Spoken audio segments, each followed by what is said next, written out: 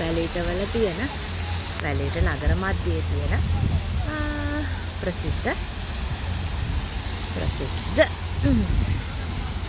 මෙතන හරිම ලස්සනයි. රස්නේ කාලේට තමයි ඇත්තටම ගොඩාක් මේ සීතල වතුර ටික පොළඟත් එක්ක එනකොට හරිම ලස්සනයි. මේක තින්නේ වැලිට නගර මැදේ බස් නැවතුම් පළත් එක්ක මේකින් අර ඈතින් පේන්නේ වැලිට නගරයට ඇතුළට යන දොරටුව.